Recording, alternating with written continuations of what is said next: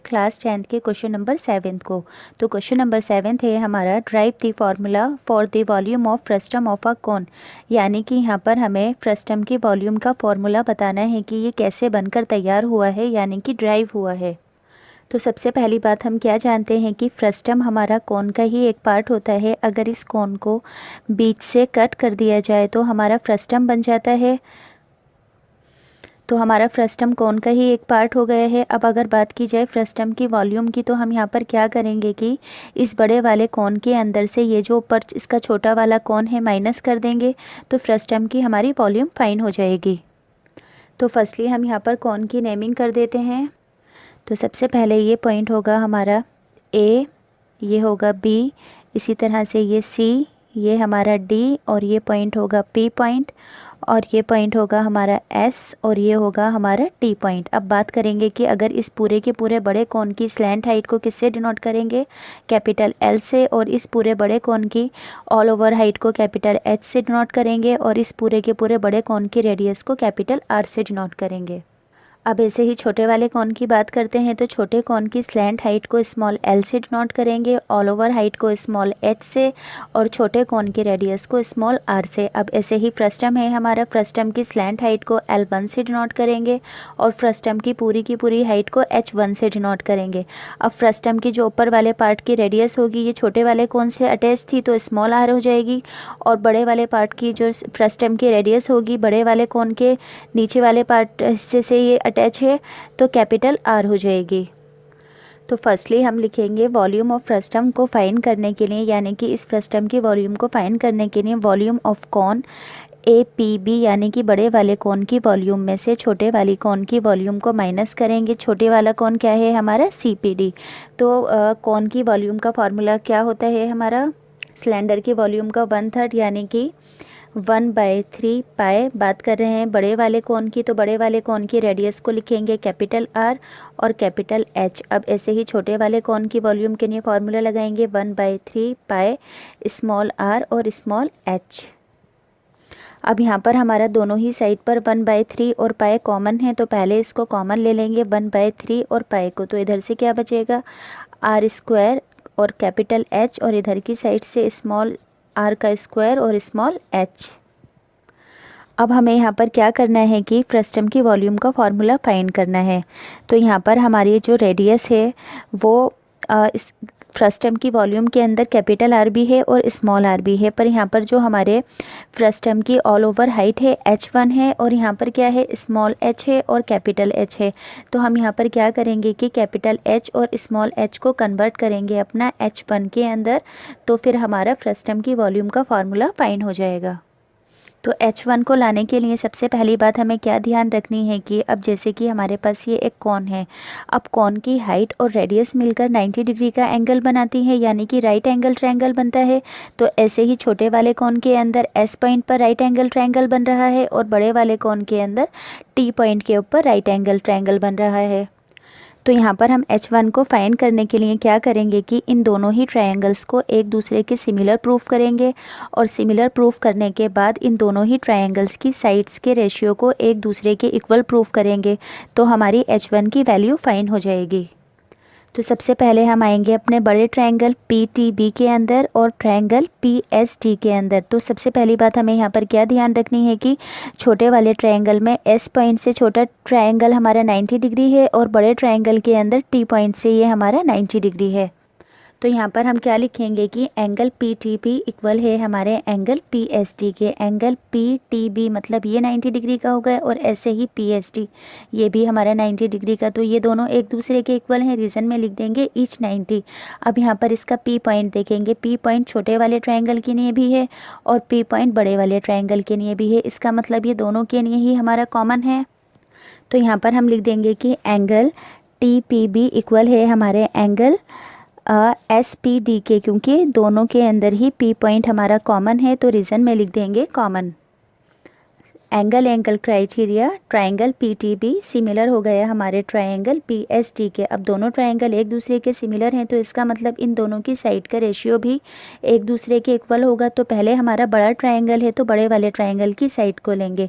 तो यहाँ पर हमारे बड़े वाले ट्रायंगल में 90 के सामने वाली साइड क्या है, पीबी, तो यहाँ पर हम लिखेंगे फर्स्टली पीबी। अब ऐसे ही छोटे ट्रायंगल में देखेंगे 90 के सामने वाली साइड क्या है हमारी, पीडी, तो यहाँ पर हम लिखेंगे अपना पीडी। अब ऐसे ही हम बड़े वाले ट्रायंगल में पी के सामने वाली साइड क्या है हमारी, टीबी। अब ऐसे ही छोटे वाले ट्रायंगल में पी पॉइंट के सामने वाली साइड क्या है हमारी, एसटी। अब बाकी बची हुई कौन सी साइड है बड़े वाले ट्रायंगल की, पीटी, और छोटे वाले ट्रायंगल की हमारी पीएस। तो हम इन्हें इक्वेशन फर्स्ट, सेकंड और थर्ड के अंदर कन्वर्ट करेंगे। अब अगर हम यहाँ पर देखें पीबी बड़े वाले ट्रायंगल के अंदर, यानी कि बड़ा वाला ट्रायंगल क्या है हमारा, बड़े वाले कौन को देखेंगे तो पीबी क्या है हमारा, कैपिटल एल। अब ऐसे ही हम अपना पीडी देखेंगे तो पीडी छोटे वाले कौन को देखेंगे तो इसके लिए क्या है हमारा, स्मॉल एल। अब ऐसे ही टीबी को देखेंगे, यहाँ पर हमारा टी और बी है तो इसके लिए रेडियस क्या है, कैपिटल आर। अब ऐसे ही छोटे वाले कौन में देखेंगे, एस टी क्या है हमारी, स्मॉल आर। अब ऐसे ही हम अपना बड़े वाले कौन में देखेंगे, पीटी, यानी कि कौन की हाइट, तो यहाँ पर क्या है कौन की हाइट हमारी, कैपिटल एच। अब ऐसे ही पीएस देखेंगे तो छोटे वाले कौन की हाइट क्या है हमारी, स्मॉल एच। तो यहाँ पर हम सेकंड और थर्ड इक्वेशन का यूज़ करेंगे क्योंकि यहाँ पर हमें एच को फाइंड करना है, यानी कि H1 को फाइंड करना है फर्स्ट टर्म की। कैपिटल एच को हमें अपना रिप्लेस करना है। तो कैपिटल एच को रिप्लेस करने के लिए हम क्या करेंगे कि कैपिटल एच को हम ऐसे भी लिख सकते हैं, H प्लस H1। अगर हम यहाँ पर बड़े वाले कौन को ध्यान से देखें तो बड़े वाले कौन की ऑल ओवर हाइट हमारी H है, तो ये किससे मिलकर बनी है हमारी, स्मॉल h और H1 से मिलकर। तो यहाँ पर हम कैपिटल H की जगह पर H प्लस H1 लिखेंगे। तो ऐसा ही हम यहाँ पर करेंगे, R by R is equals H की जगह पर small h plus H1 divided by H। अब हम यहाँ पर क्या करेंगे कि इसको क्रॉस मल्टीप्लाई करेंगे, तो H को R से मल्टीप्लाई करेंगे तो ये हो जाएगा हमारा RH। अब ऐसे ही R को H प्लस H1 से मल्टीप्लाई करेंगे तो ये होगा हमारा RH इज इक्वल्स, मल्टीप्लाई करेंगे R को H से तो ये हो जाएगा RH, बीच में प्लस का साइन, और R को H1 से मल्टीप्लाई करेंगे तो RH1। अब यहाँ पर हमें H1 की वॉल्यूम को फाइंड करना है तो इसे हम यहाँ पर ऐसे ही रहने देंगे, यानी कि RH1 हमारा एज इट इज़ रहेगा। और यहाँ पर हम क्या करेंगे, इस वाली वैल्यू को भी एज इट इज़ रहने दिए, इस वाली वैल्यू को लेफ़्ट हैंड साइड से राइट हैंड साइड लेकर आएंगे तो ये प्लस की वैल्यू हमारी माइनस के अंदर कन्वर्ट हो जाएगी। अब हम क्या करेंगे कि RH माइनस स्मॉल r और H इज इक्वल्स H1 की वैल्यू को फाइंड करना है। तो इस वाले r को हम एक साइड से दूसरी साइड पर लेकर जाएंगे, तो यहाँ पर ये मल्टीप्लाई में है तो दूसरी साइड पर जाने पर ये डिवाइड के अंदर कन्वर्ट हो जाएगा हमारा। तो ये बन जाएगी हमारी इक्वेशन फर्स्ट। फिर जब इस इक्वेशन फर्स्ट का हम यूज़ फर्स्ट टर्म के फॉर्मूले के अंदर करेंगे। अब यहाँ पर हमें एक चीज़ क्या ध्यान रखनी है कि हमने अपनी इक्वेशन सेकंड का और थर्ड का यूज़ किया था, तो पहले हम अपनी इस इक्वेशन को इजी बनाते हैं, यानी कि हम अपने कैपिटल H को एज इट इज़ यहीं पर ही रहने देंगे और डिवाइड वाले H को दूसरी साइड लाकर मल्टीप्लाई के अंदर कन्वर्ट कर देंगे, यानी कि ये हो जाएगा हमारा R बाय R इंटू के अंदर स्मॉल h। अब जब हमारे फॉर्मूले के अंदर जहाँ पर भी कैपिटल L आएगा उसकी जगह पर हम इस वैल्यू को पुट करेंगे। ऐसा हम इसलिए करेंगे क्योंकि यहाँ पर हमें कैपिटल H नहीं चाहिए, तो कैपिटल H को रिप्लेस करेंगे स्मॉल h के अंदर ताकि हमारी इक्वेशन ईजी रहे। फर्स्ट टर्म की वॉल्यूम का भी हमने स्टार्टिंग के अंदर फार्मूला लिखा था 1/3 पाई वाला, तो वही यहाँ पर हम फार्मूला लिखेंगे। अब यहाँ पर अपनी वैल्यूज़ को पुट करेंगे, 1/3 पाई हमारा एज इट इज़।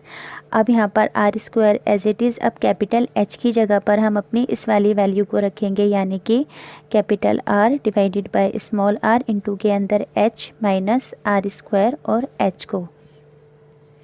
अब हम क्या करेंगे कि 1/3 पाई तो हमारा एज इट इज़ रहेगा। अब दोनों ही इक्वेशंस के अंदर H हमारा 2 टाइम्स है तो इसे बाहर की साइड लिखकर हम अपना कॉमन ले लेंगे। तो अंदर की साइड क्या बचेगा हमारे पास, R को R से मल्टीप्लाई करेंगे तो R³ divided by small r minus small r। अब हम यहाँ पर क्या करेंगे कि अपने इस वाले पूरे पार्ट का LCM लेंगे, तो ये होगा हमारा 1/3 पाई H अब R का LCM R रहेगा। अब R को एक बार इस पूरे के साथ यानी कि R क्यूब और R के साथ, और इसी R को एक बार R स्क्वायर और 1 के साथ।